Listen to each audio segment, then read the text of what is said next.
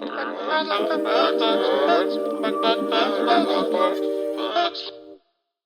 hello everybody, welcome back to Literature in Robes with your host Jared. We're going to be doing something a little different today. I wish to make it complete. I've got 7 books, standalone titles. I've got a lot of other series right now that I'm trying to read and finish up, so we'll have some more trilogy reviews and other series and things like that coming up. But today I thought we would try to tackle about 7 different titles and do it in a really quick, punchy review scenario. I'm going to do the best I can to keep all these spoiler free. There's been a lot of good material and I just wanted to highlight some of that. So welcome to Rapid Robes. And there was much rejoicing.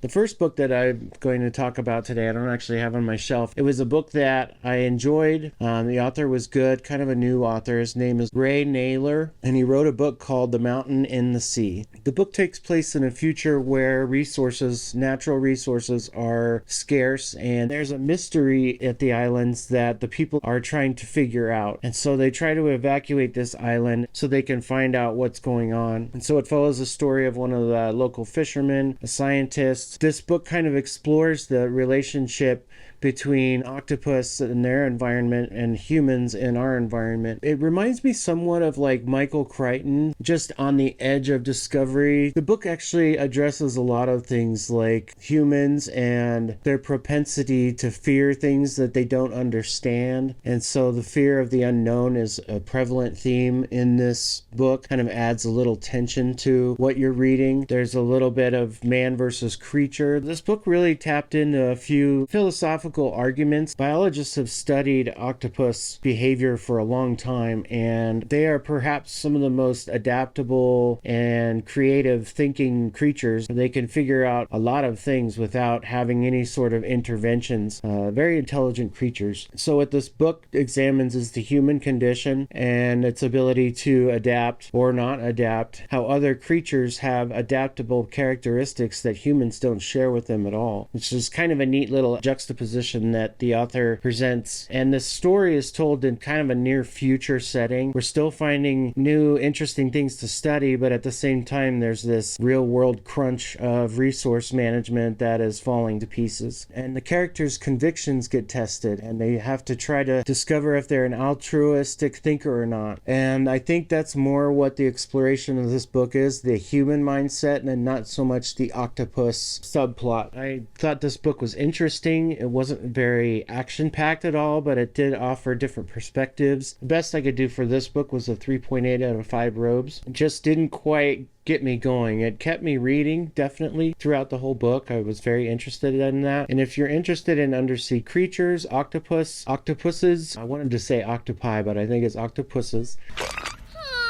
I think if you're interested in marine biology, this is definitely an excellent read. On to the next. Let's get it. So the next book is a book written by a guy, Neal Stephenson. Polostan is one of his newest books. This is going to be a trilogy, part of the Bomb Light trilogy. And this is actually one of Neal Stephenson's thinnest books I have ever come across. He usually has pretty big chonkers that he writes. Historical fiction, does a lot of research. I've noticed in his writing that it's extremely immersive, very detailed. The story is about this young girl who lives a portion of her life in America and lives a portion of her life in Russia. Throughout her whole life growing up, she's been basically back and forth between 2 different cultures. And so therefore she has a deeper understanding of what American culture is and Russian culture is. And this story jumps between modern day and pre-World War II. We are immersed into this young girl's world who somehow inadvertently or advertently ends up involved in both American and Russian politics through pretty much no fault of her own, but because of her family and the people that her family associated with. It was a very male-dominated culture compared to American culture, which is also patriarchal in its presentation. But the freedoms of America are much different than they were in Russia, basically non-existent in Russia, because they had the KGB and everybody was being monitored.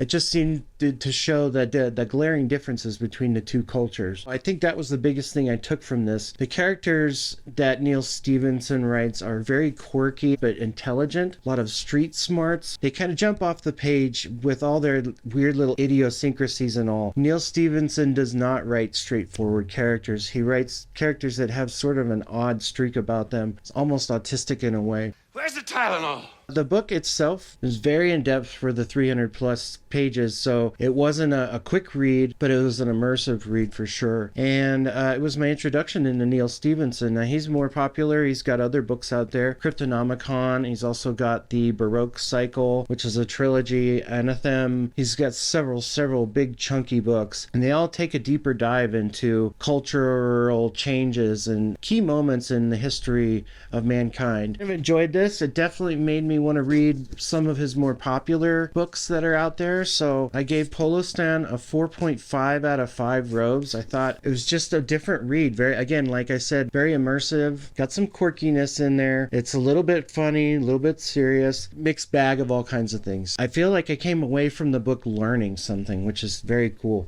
On to the next. Let's check it out. Yellowface is by Rebecca F. Kuang. R.F. Kuang. She's one of my favorite authors. She made a great debut with the Poppy War trilogy, which is probably her most famous work. It is an Eastern-inspired fantasy based upon ancient China. It's got a fantastic flair to it. But then she wrote another book called Babel, which is dark academia, and it takes a look at 18th century Oxford and adds what if there was an application of magic also involved in academic studies. There's a lot of that where people from other countries would send people to study abroad so they could learn about the other culture, but also somehow try to maintain their own culture. And with each book, she seems to reinvent herself as a writer. Like, for instance, with the Babel stories, she would study Old English writing so that she could try to adopt that style in writing the story. So when you read Babel, it actually feels like you're reading something that's dated and old, even though it was a new book back in 2022. And so that's one thing that I really appreciate about R.F. Kuang. She's one of those people that I want to read right away when I get her books now. But this is more of a modern tale. Takes a look at authorship and what authors go through when they're trying to publish stories. The catch on this book is that there's a pair of friends, an Asian American writer, and the other is a writer, a white American girl. So the Asian author ends up showing one of her closest writer friends, a white American girl, a new book that she's written. And these two are talking about it, yada, yada, yada. And then the Asian American friend dies, like in the first opening chapter. You discover that there's an unpublished book that this friend, a white American girl, in her panic takes and attempts to publish someone else's work, someone else's idea. And the book explores all kinds of things: social media, cultural appropriation, the fact that the literary world, publishing, authorship, all these things are a lot more involved than one would think. You have optics to consider, marketing, and in this day and age, in the internet age, there's very few secrets that people can hide without finding some sort of trail of breadcrumbs that lead back to some sort of truth or a past. Very interesting, very fascinating. It is not a fantasy book at all. It is more like a fiction book. I thought this book would be kind of an okay book for me. I gave Yellowface a 4.5 out of 5 robes. Fantastic stuff. Thank you. On to the next. Untethered Sky by Fonda Lee.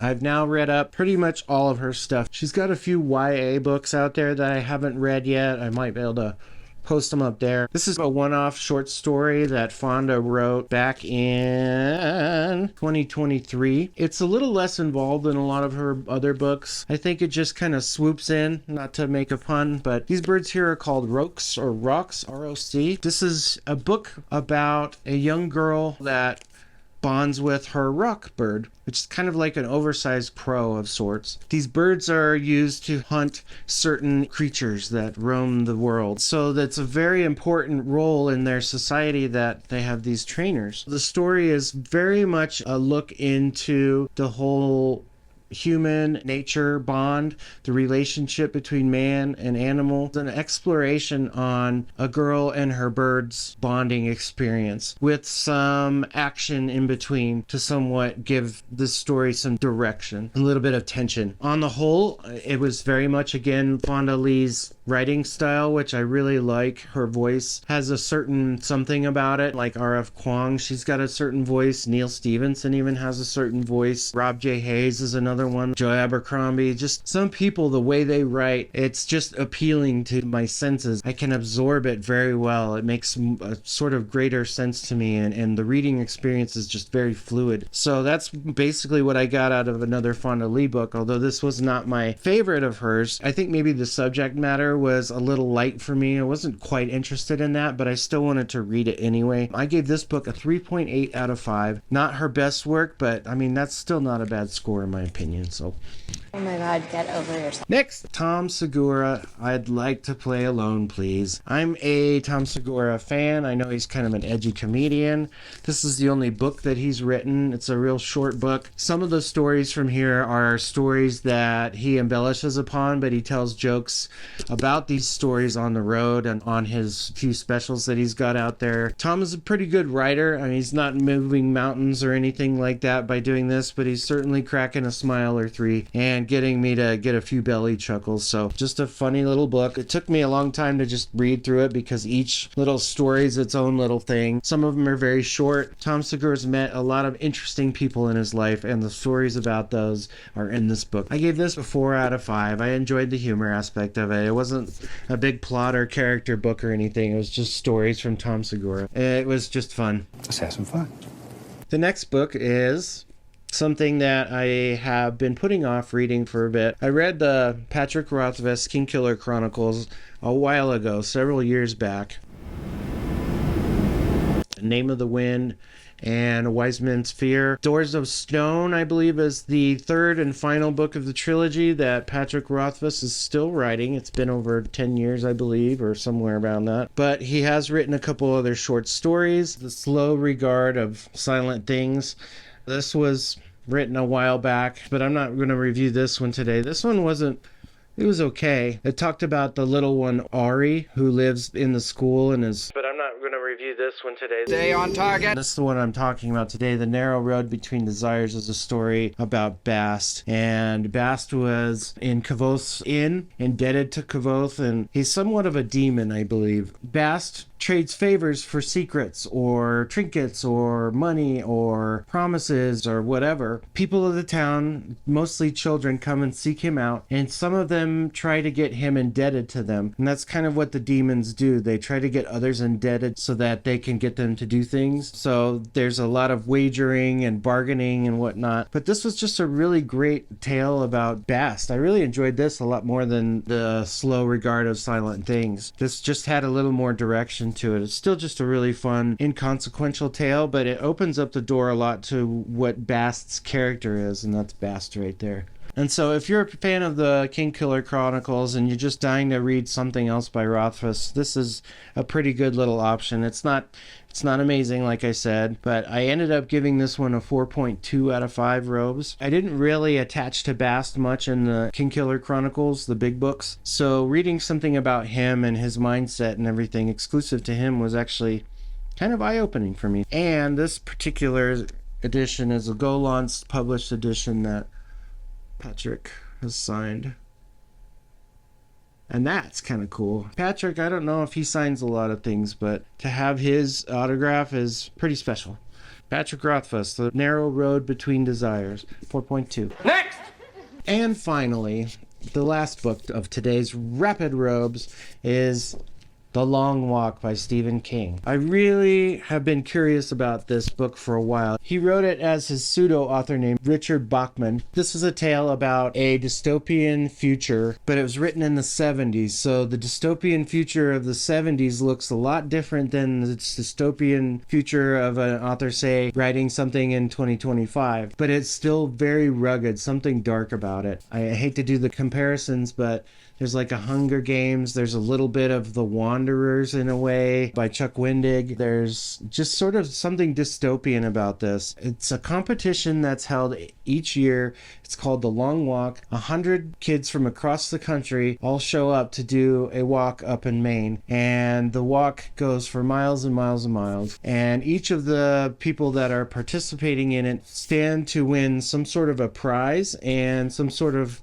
cash money payout. Dollar bills, y'all. But the whole rules of the game are that when they start, they have to maintain a certain speed. They can't stop. And if they do stop, the potential for bad things to happen greatly increases. It follows one main character in particular, but it also follows kind of a group that sort of forms around that character, even though there's a lot of people involved in the story. And wow, it's got its real tense moments. It's not too difficult of a story to read. It's really quick. And it's one of Stephen's earlier books, so you could tell he's really getting closer to that amazing writing style that he has, on its way to like books like It and The Stand and things like that. He understands the teenage mindset, sort of the banter, the back and forth between certain people. You know, it's just writing gold. Stephen King is just really good at writing characters, especially teenagers. Excellent little story. I enjoyed it. I'm glad it was kind of a short one compared to, say, It or The Stand. I ended up giving this book 4.5 robes out of 5 robes for good old Stephen King, The Long Walk. There's going to be a movie coming out soon, if it's not already out as we speak. Probably going to go see that. That's kind of part of why I think I went out and read it really quickly. My wife's going to read it too, and then I think we're going to go on a date. That's it for me today, guys. The Long Walk, good stuff. All 7 of the books. Thanks all for checking in. Remember to like and subscribe. Leave a comment in the comment section below if you like. Hope you're all well. Thank you for stopping by, and remember, keep reading. It was very in-depth for the 300 some pages that it took to read, that the books took. Showing her best friend, well, I don't know, they're not, okay. Hope you're all well. Thanks for joining.